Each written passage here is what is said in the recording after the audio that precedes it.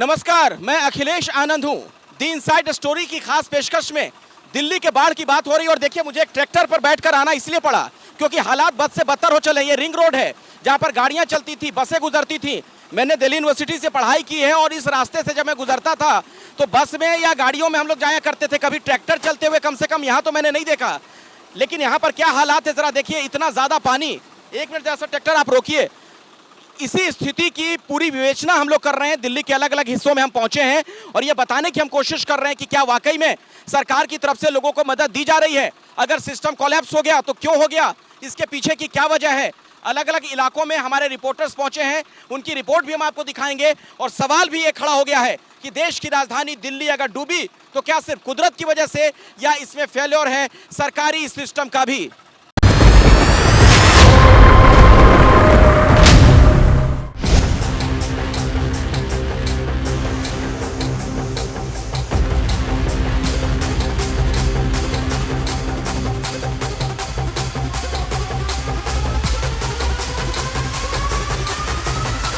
यहाँ पर पानी का लेवल देखिए, पानी यहाँ पर कंधे तक आ चुका है और यहाँ पर एनडीआरएफ की टीमें हैं और देखिए ये लोग भी पहुंचे हुए यहाँ पर और पूरी कवायद है यहाँ पर जो लोग फंसे हुए उनको निकालने की।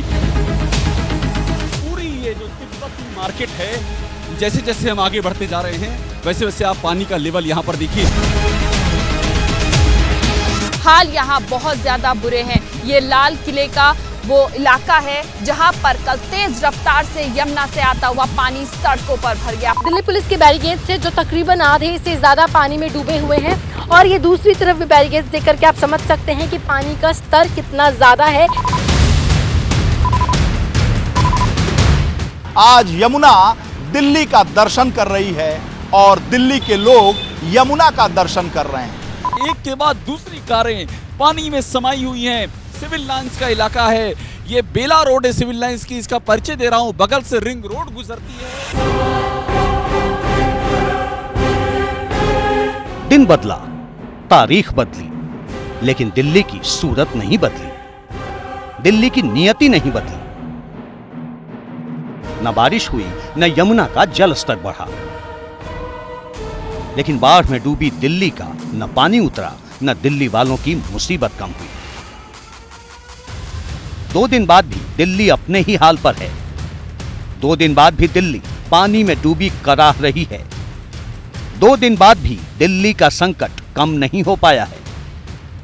एक के बाद दूसरी कारें पानी में समाई हुई हैं। सिविल लाइंस का इलाका है, ये बेला रोड है सिविल लाइंस की, इसका परिचय दे रहा हूं। बगल से रिंग रोड गुजरती है और ये एक तरफ से जो पानी में कारें समाई हुई हैं सिविल लाइंस के अंदर, वो बता रही हैं कि ये जो त्रासदी है, ये इस त्रासदी ने किस हद तक लोगों को इस पानी में डुबोया है, लोगों के घर छीने हैं।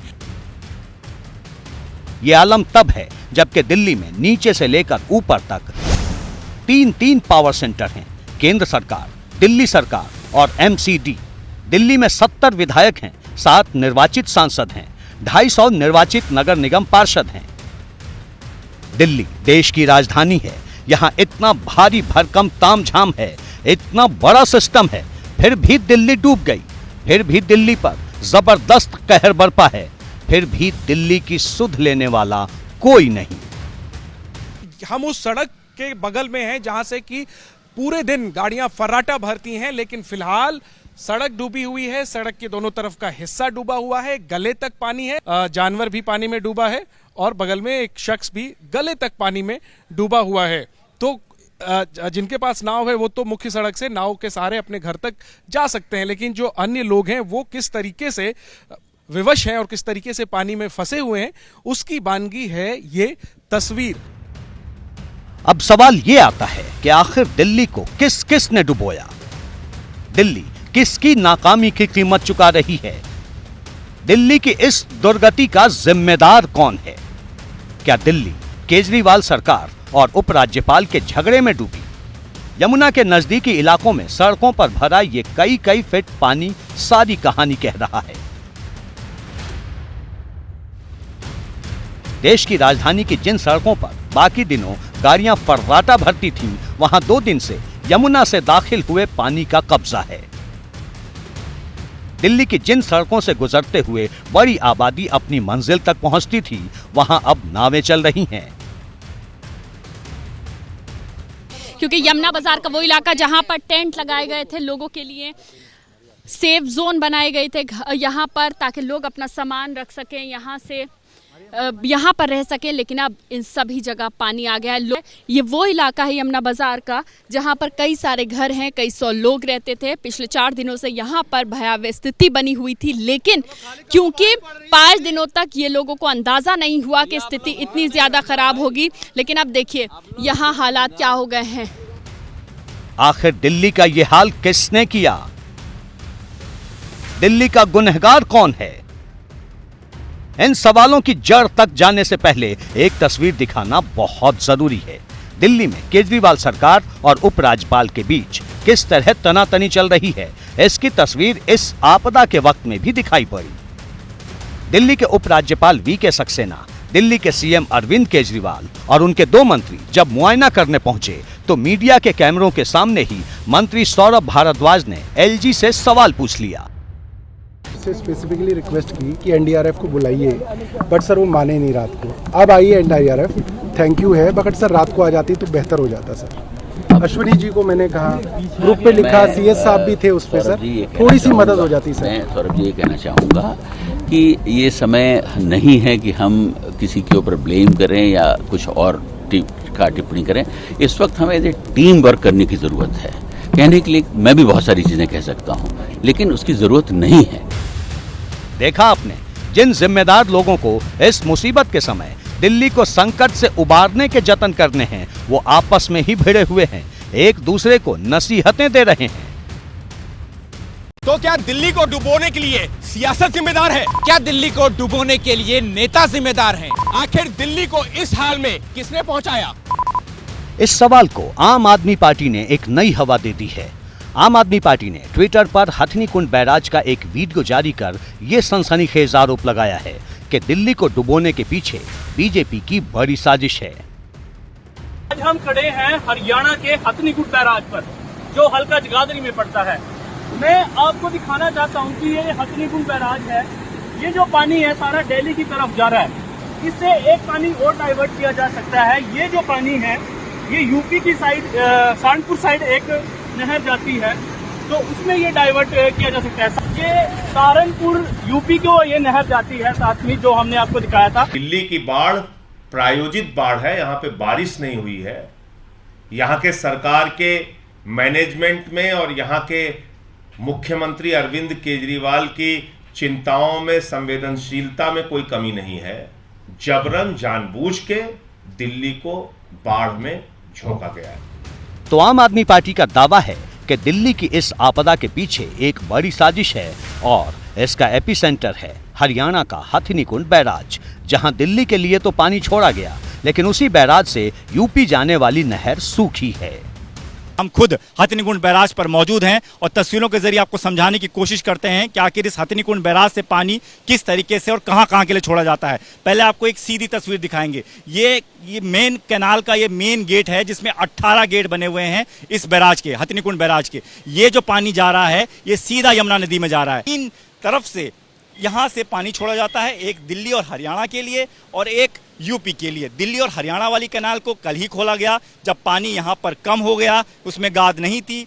दूसरी यहाँ पर यूपी वाली के लिए, कैनाल के लिए आज खोला गया, ताकि वहाँ पर क्योंकि मरम्मत का काम पूरा हो गया था इसलिए उसे आज खोला गया। लेकिन जो मेन यमुना नदी में पानी जा रहा है उसे रोका नहीं गया। उसे रोकते तो ये पूरा का पूरा बैराज जो है वो पानी में बहता हुआ नजर आता और उसके ऊपर से पानी जो है आर पार चला जाता।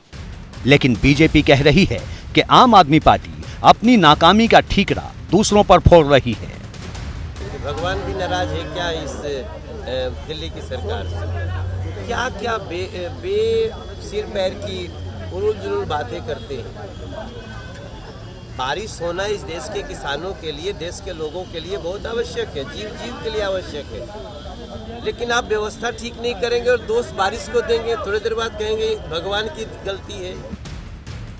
दिल्ली क्यों डूबी, इस पर जब राजनीतिक आरोप प्रत्यारोपों के तीर चलने शुरू हुए तो पता चला कि दिल्ली के आईटीओ बैराज के 5 गेट जाम होने से यह संकट बढ़ा।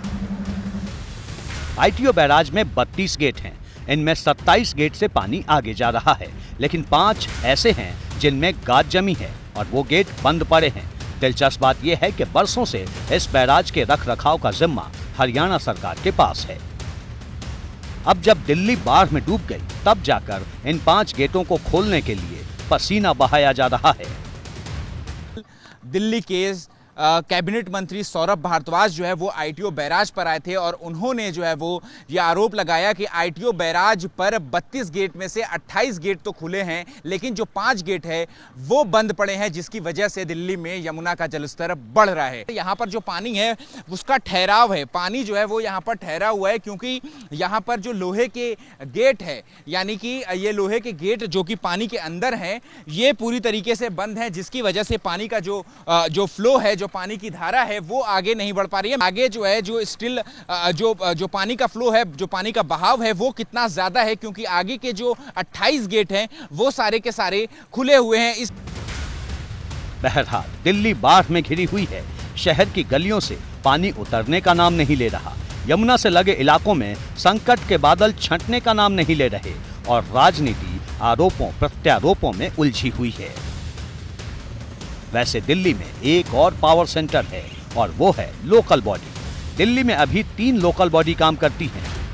एक दिल्ली नगर निगम, दूसरी एनडीएमसी और तीसरी दिल्ली कैंट।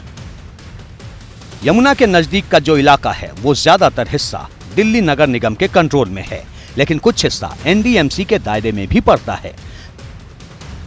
नगर निगम में कई सालों तक बीजेपी की सरकार थी, अब आम आदमी पार्टी काबिज है। निकाय की सरकारें बदली, चेहरे बदले, लेकिन दिल्ली की नियति नहीं बदली, दिल्ली की सूरत नहीं बदली।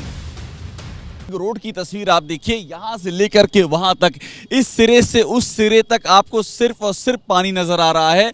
और इस पानी की आगोश में जो भी दुकान है, इमारतें और पूरी मार्केट, ये दिखाइएगा सुनील इसको, ये यहाँ की लद्दाख की बुद्धिस्ट मार्केट है, मॉनेस्ट्री मार्केट है। और यहाँ पर एनडीआरएफ की टीम हमको दिखाई पड़ रही है। अंदर की ओर ये पूरी मार्केट डूबी हुई है और बहुत बड़ी मार्केट है, एक तरह की एक विरासत ये समेटे हुए मार्केट जो कि डूबी हुई है। और एक एक अच्छा संकेत भी बता दूं मैं आपको, अच्छा संकेत ये कि यहां पर इस मार्केट में पानी का लेवल कम हुआ है।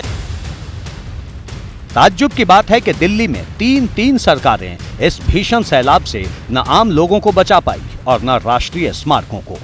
दिल्ली में इतना पानी आया कि उसने राष्ट्रीय स्मारकों को भी अपनी चपेट में ले लिया। लाल किले के इर्द गिर्द कितना पानी जमा है ये तस्वीरों में दिख ही रहा है। राष्ट्रपिता महात्मा गांधी के समाधि स्थल राजघाट का एक बड़ा हिस्सा भी पानी में डूबा हुआ है। जिस वक्त मैं खड़ी हूँ राजघाट पे, और अब यहाँ की अगर तस्वीरें देखें तो सामने ये राजघाट का गेट है और पूरा ये इलाका पानी में जलमग्न हो चुका है, पूरी सड़क पानी में डूबी हुई है। और यही तस्वीरें हर तरफ की, ये जो रास्ता है वो आगे कश्मीरी गेट आईटीओ आश्रम की तरफ जाता है, यानी कि कितना ज़रूरी रास्ता, इस बात से आप समझ सकते हो। और ये पूरा दोनों तरफ का रास्ता मेरे कैमरा पर्सन हेमंत सुद आपको दिखाएंगे तो बंद कर दिया गया है। राजघाट के अंदर का हिस्सा करीब 6 से 7 फीट पानी में डूबा है। यहाँ मेन ऑफिस किस तरह पानी में डूबा है उसकी तस्वीरें भी आप देख सकते हैं। फिलहाल तो सबसे बड़ा सवाल ये है कि बाढ़ में डूबे इलाकों से पानी उतरेगा कैसे। यमुना में पानी का लेवल कम होने से बाढ़ में डूबे इलाकों से भी पानी कम हो जाएगा, ऐसा लगता तो नहीं। तो फिर उन लोगों की मुसीबतें कैसे कम होंगी जो आफत में घिरे हैं, ये बताएंगे आगे। पिछले 4 दशक में दिल्ली ने ऐसी आपदा नहीं देखी, बाढ़ और बारिश का ऐसा सितम। इस वक्त जहां मैं चल रहा हूं जिस सड़क पर, ये नदी नाला नहीं है, सड़क ही है, बिल्कुल सही जो मैंने शब्द का इस्तेमाल किया है। ये रिंग रोड है जहां से हजारों गाड़ियां इस वक्त गुजरा करती थीं, लेकिन अभी आप देखिए यहां पर पानी का सितम देखने को मिल रहा है। पीछे ये आईटीओ है, दिल्ली के व्यस्तम चौराहों में से एक, और यहाँ पास में बिल्कुल इंद्रप्रस्थ मेट्रो स्टेशन है। लेकिन आप देखिए बाढ़ और बारिश की वजह से किस तरीके के हालात यहाँ पर हो गए हैं। लेकिन जो लोग फंसे हुए इस आपदा में, जिनके घरों में पानी घुस गया, वहां पर क्या हालात हैं और क्या उन लोगों तक मदद पहुंच रही है। जो राहत कैंप लगाए गए हैं वहां पर एबीपी न्यूज के संवाददाता तमाम जगहों पर पहुंचे, हमने वहां का जायजा लिया, देखिए आप।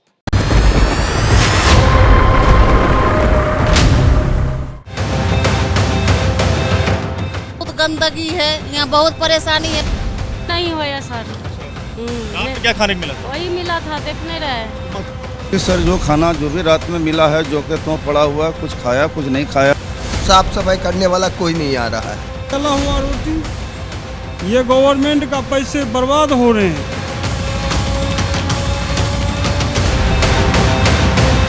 45 साल बाद दिल्ली में ऐसी आफत आई है।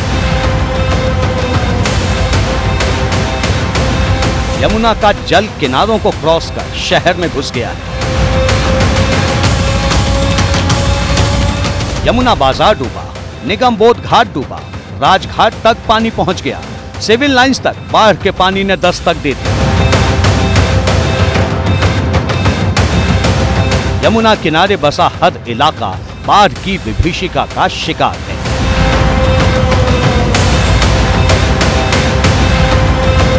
यमुना के करीब 3 से 4 किलोमीटर तक के इलाके पानी से लबालब भरे हैं। अथाह पानी है, पानी का प्रबल प्रवाह है। इस जल प्रलय में अभी भी जद्दोजहद लोगों को बचाने की है। फिलहाल जैतपुर एरिया में है जहां पर यमुना का रौद्र रूप देखने को मिल रहा है। तस्वीरें देख सकते हैं किस तरह से पूरा जो एरिया है ये पूरी तरह से जलमग्न नजर आएगा और ये सामने आपको ऑटो नजर आएगी, वो पूरी तरह से यहाँ पर डूबी हुई है। आसमानी निगाह से देखिए, इस वक्त दिल्ली पानी पानी नजर आ रही है। सवाल ये है कि आज जहां पानी है वहां पहले आबादी रहा करती थी। वो लोग कहां गए जिनका सब कुछ जल में प्रवाहित हो गया? वो कैसे जिंदगी बसर कर रहे हैं जिनका सब कुछ यमुना में प्रवाहित हो गया? उनका दर्द हम आपको सुनाएंगे। हम आपको दिखाएंगे कि वो लोग कैसे और किन हालात में रहने को मजबूर हैं। लेकिन पहले सुनिए दिल्ली की सरकार का, दिल्ली के उन नेताओं ने आपदा पीड़ितों के लिए क्या क्या इंतजाम करने का दावा किया। कहीं पे गाड़ियां फंसेंगी, टू व्हीलर्स फंसेंगे तो सबके लिए दिक्कत होगी। तो जहां जहां पे भी पानी आया है उन एरियाज को अवॉइड करें। जिनकी भी मदद कर सकते हैं मदद करें। प्रशासन तो लगा ही हुआ है, पर ऐसी आपातकाल स्थिति बाढ़ हर साल आता है, ऐसा नहीं है कि पहली बार आया है, लेकिन जो समय से जो तैयारियां होती थी वो पता नहीं क्यों इस बार दिल्ली सरकार, आम आदमी पार्टी सरकार ने किया नहीं है और तरह तरह के बहाने बना रहे हैं। हमारे यहाँ के विधायक अजय मावल खुद हम सब रिस्क लेके इतना लोगों के बीच जा के समझा के आए हैं और मुझे लगता है इसका असर हो रहा है। कई लोग जो नहीं आ रहे थे आने को तैयार हो रहे हैं।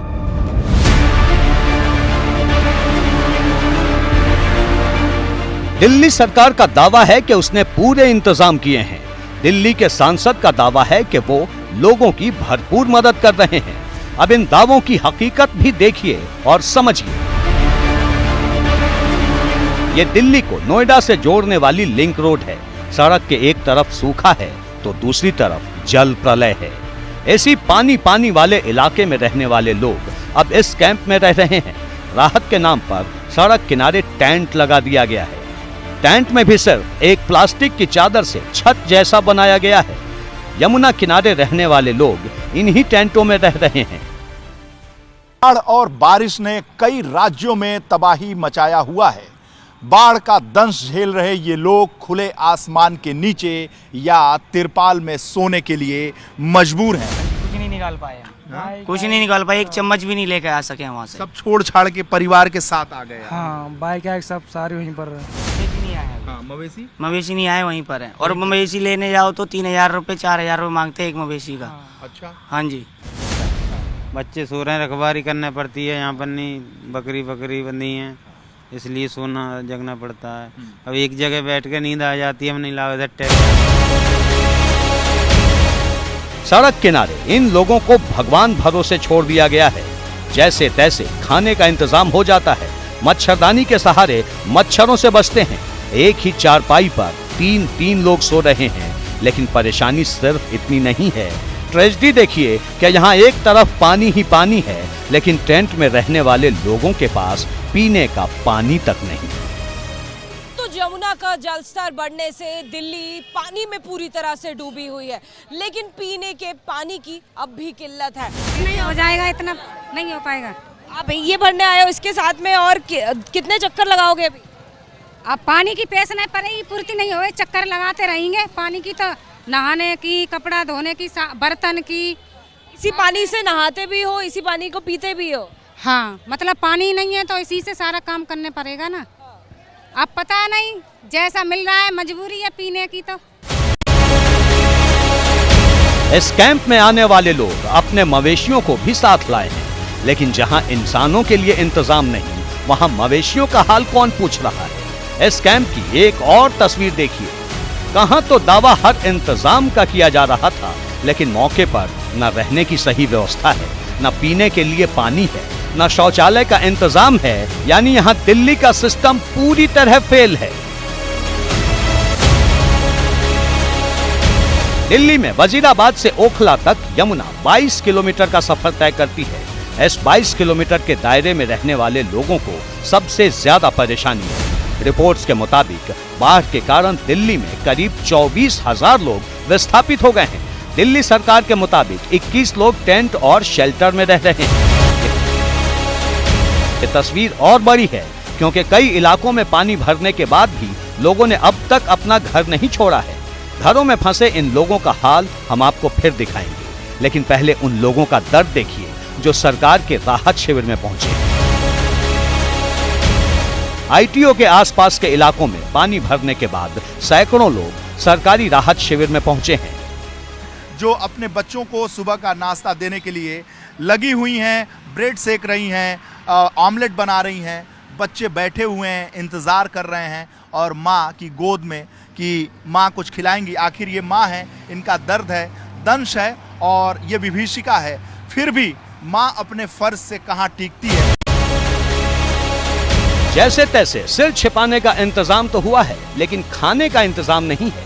बच्चे भूखे हैं, सरकारी दावे हवा हवाई हैं और लोग इंतजार कर रहे हैं कि कब यमुना का पानी उतरे और वो अपने घर की तरफ लौटे। क्या स्थिति है यहाँ पे? बहुत बुरी स्थिति है, क्या बताएं। बच्चे भूखे लग रहे हैं एकदम।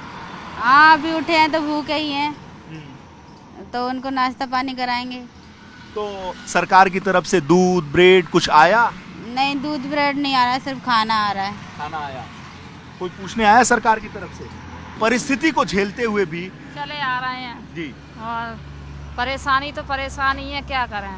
नीचे रहते थे हम लोग और हमारी सारी फसल ही वो सब चली गई और सामान तो हमें निकाल ही ना मिला। जो थोड़ा बहुत सामान निकाल लिया है वो ही लेकर हम यहाँ आ गए।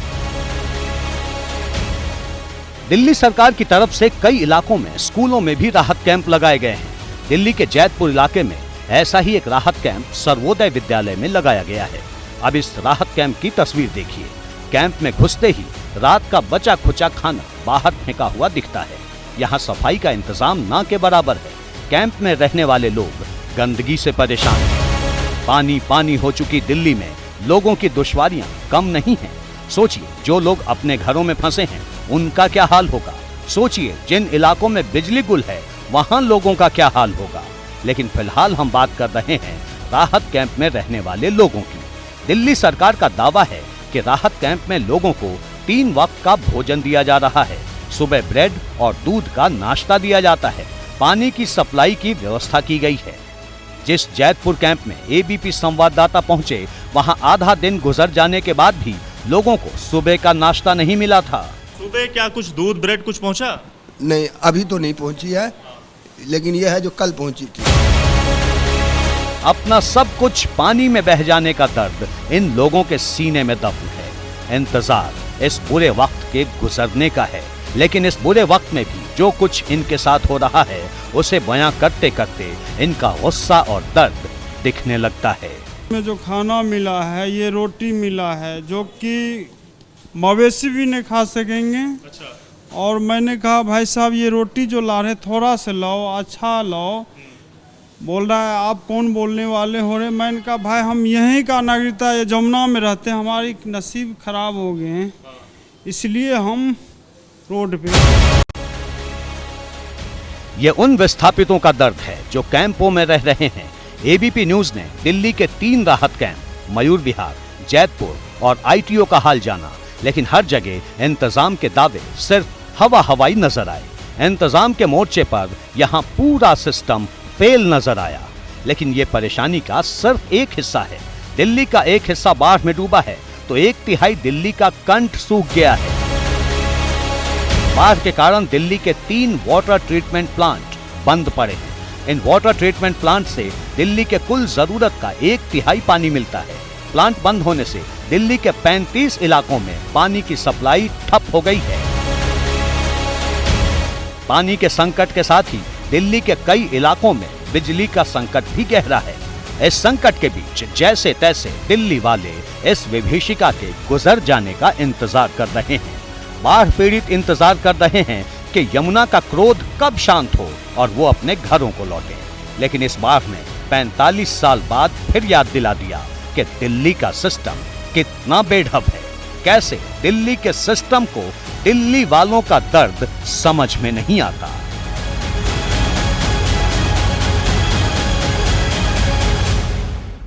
दिल्ली की अपनी विधानसभा है, प्रदेश की सरकार है, केंद्र की सरकार भी यहीं से चलती है और यहां एमसीडी भी है, यानी 3 तरीके का सिस्टम है।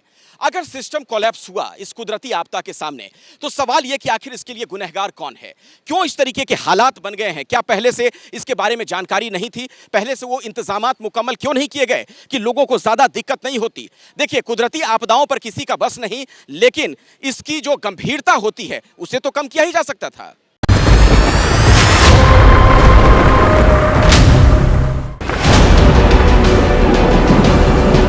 पूरा ये इलाका पानी में जलमग्न हो चुका है। पूरा का पूरा जो राजघाट पानी में डूबा हुआ। कार की बोनट पे मैं इसलिए बैठा हुआ हूं कि आप तस्वीर से त्रासदी को समझिए। जिस नदी से दिल्ली के लोग बेखबर थे, आज वही यमुना उनका खबर ले रही है।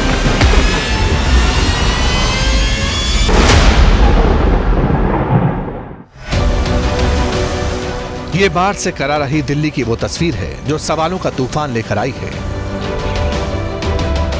दिल्ली में इतना पानी भरने की वजह सिर्फ यमुना का उफान है? क्या दिल्ली को यहां के ड्रेनेज सिस्टम के फेलियर ने डुबोया? क्या दिल्ली को डुबोने में हथनीकुंड बैराज और आईटीओ बैराज का भी हाथ है? लेकिन सबसे बड़ा सवाल तो दिल्ली के ड्रेनेज सिस्टम पर है, जो कि एक सैलाब में ही तय बोल किया। सबसे ज्यादा हैरानी की बात यह है कि जिस शहर से देश और दिल्ली की सरकार चलती है, उस शहर का पूरा सिस्टम सैलाब के एक प्रहार से ठप हो गया है। दिल्ली के ड्रेनेज सिस्टम का हाल ये हुआ कि यमुना का जलस्तर बढ़ने के साथ ही शहर के अधिकतर नाले चौक हो गए। आईटीओ के पास से गुजरने वाले इस नाले को दिल्ली में बाढ़ की सबसे बड़ी वजह माना जा रहा है। इस नाले से होकर अभी भी यमुना नदी का पानी शहर में दाखिल हो रहा है। उसकी वजह है एक नाला, वो नाला जिसके चलते अब जो है सरकार को, प्रशासन को सुध आई है और अब उसका जो फ्लो कंट्रोल करने की बात की जा रही है। आपको वो तस्वीरें दिखा रहा हूं जहां जिसकी वजह से आईटीओ डूबा है, जिसकी वजह से राजघाट डूबा है, जिसकी वजह से प्रगति मैदान और सुप्रीम कोर्ट तक। ऐसे में सबसे बड़ा सवाल नालों की सफाई और ड्रेनेज सिस्टम के विकास से जुड़ा है, क्योंकि बाढ़ के नियंत्रण के लिए हर साल होने वाले खर्च के आंकड़े हैरान करने वाले हैं। साल 2023-2024 में 265 करोड़ का बजट बाढ़ नियंत्रण विभाग को दिया गया, जबकि इससे पिछले साल यानी 2022-2023 में यह बजट 883 करोड़ रुपए था। वहीं 2021-2022 में बाढ़ नियंत्रण विभाग को 490 करोड़ रुपए अलॉट हुए थे। विपक्ष का इल्जाम है कि दिल्ली की केजरीवाल सरकार ने इंफ्रास्ट्रक्चर के विकास पर बिल्कुल भी ध्यान नहीं दिया। भले वो मुख्यमंत्री हों या एलजी हों, जब साथ मिलकर एक समन्वय बनाने की आवश्यकता थी तब इन्होंने किया नहीं, एक दूसरे को नीचा दिखाते रहे। आज जब परेशानी इतनी आगे आ गई है, आप कह रहे हैं साथ नहीं मिलने की जरूरत है। आज से 3 दिन पहले मुख्यमंत्री ने ऑन रिकॉर्ड कहा कि बाढ़ की कोई आशंका ही नहीं है दिल्ली में। क्या हुआ था? क्या उन्हें मालूम नहीं था? क्या उन्हें बिल्कुल मौसम वैज्ञानिक जो बताते थे वो नहीं मालूम था कि बरसात ऊपर आ रही है, पहाड़ों पर आ रही है, हरियाणा में आ रही है, इतनी यहाँ भी आ रही थी और उसके ठीक 24 घंटे में पानी आना शुरू हुआ? तो एक समन्वय की कमी दिखती है। आपदा के वक्त एक तो दिल्ली के ड्रेनेज सिस्टम ने सरेंडर कर दिया और दूसरा काम किया दिल्ली के आईटीओ के पास बने बैराज ने, जिसके 5 गेट जाम हो गए। नतीजा, यमुना का पानी तेजी से नहीं निकल पाया और अब इन गेटों को काटा जा रहा है। सवाल सिर्फ इतना भर नहीं है, दिल्ली में बाढ़ को लेकर यमुना की सफाई का मुद्दा भी चर्चा के केंद्र में है। माना जा रहा है कि यमुना की तलहटी में गाद जमने से नदी की गहराई घटी है, जो दिल्ली में बाढ़ का कारण बनी। हालांकि एक फैक्ट ये भी है कि बीते 5 साल में यमुना की सफाई पर बड़ी रकम खर्च की गई है। दिल्ली में पिछले 5 साल में यमुना की सफाई पर 6,856 करोड़ रुपए खर्च किए गए। ये रकम 2017 से 2021 के बीच खर्च की गई।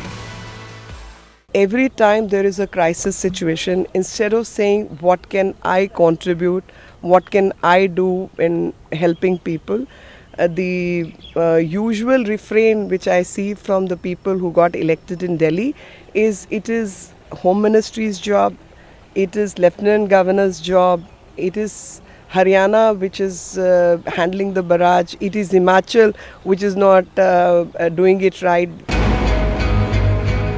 यमुना की सफाई के लिए कितना बड़ा अभियान चलाया गया इस पोस्टर से साफ हो जाता है। लेकिन दिल्ली के हालात देखकर लगता नहीं कि दीवारों पर यमुना की सफाई की बात नारों से कभी आगे बढ़ पाई। दिल्ली में सरकारें बदलती रही, दिल्ली नगर निगम में भी सत्ता की शक्ल बदली, लेकिन सैलाब ने बता दिया कि दिल्ली में संकट के वक्त जनता अकेली हो जाती है।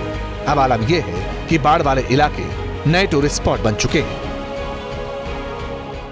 लोग एक तरीके से पिकनिक स्पॉट बना करके ऐसा लग रहा है कि किसी स्विमिंग पूल में आए हुए हैं या फिर किसी ऐसी जगह, किसी नदी में जहां पर वो आकर के स्विमिंग कर रहे हैं। अब छोटे छोटे बच्चों को लेकर के यहां पर पहुंचे हुए हैं और हालत ये है कि यहां पर आकर के फ़ोटो खींची जा रही हैं। लोग यहां पर पहुंच रहे हैं, सावधानी बरतना ज़रूरी है। लेकिन इस वक्त दिल्ली में कई इलाकों में जहां पर बाढ़ आई हुई है, कुछ इस तरीके की तस्वीरें भी नज़र आ रही हैं। सहयोगी कैमरा पर्सन रवीश पांडे के साथ अंकित गुप्ता, एबीपी न्यूज़, राजघाट, दिल्ली। हर आपदा कुछ सिखाती है। इस बार दिल्ली में जो आपदा देखने को मिली है, दिल्ली का एक बड़ा हिस्सा डूब गया। क्या इससे यहाँ के लोगों ने कोई सीख ली, सरकार ने कोई सीख ली, क्या सिस्टम ने कोई सीख ली? क्या अब कोई फ्यूचर प्लान ऐसा तैयार होगा कि अगर इस तरीके से कुदरती आपदा देखने को मिले, बहुत ज्यादा बारिश हो जाए, यमुना में जलस्तर बढ़ जाए, तो कम से कम ऐसे हालात ना हो कि लोगों के घरों में पानी घुस गया है, लोग त्राहिमाम है, त्रस्त हैं, कई लोगों को खाने पीने की चीजें नहीं मिल पा रही हैं। कुछ ऐसे लोग भी मुझे मिले जो दवाई पहुंचाना चाहते हैं मरीजों तक, वो दवाई नहीं पहुंचा पा रहे थे।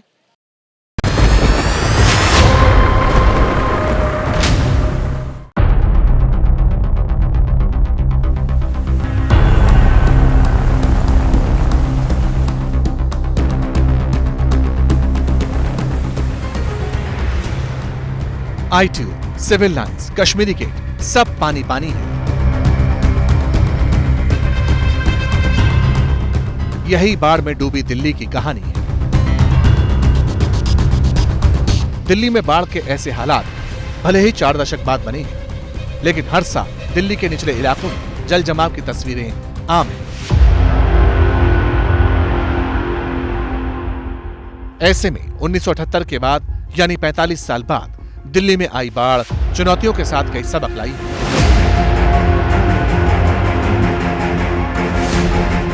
सबक नंबर 1, ड्रेनेज सिस्टम कैसे दुरुस्त हो। सबक नंबर 2, टाउन प्लानिंग पर दोबारा से मंथन। सबक नंबर 3, नदी के आसपास अतिक्रमण कैसे दूर होगा।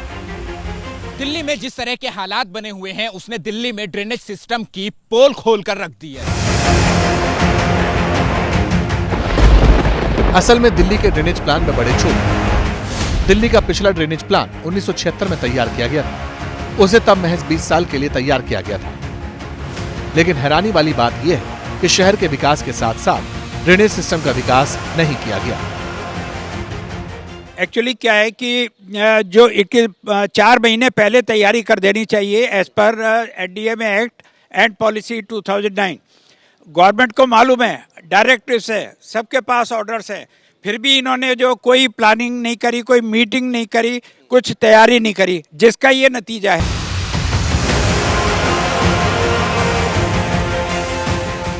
सन 1976 में जब ड्रेनेज प्लान बना, उस वक्त दिल्ली की आबादी करीब 25 लाख थी और अब ये आंकड़ा 2 करोड़ को पार कर चुका है। बावजूद इसके ड्रेनेज प्लान को बदलने के बारे में सोचा नहीं किया।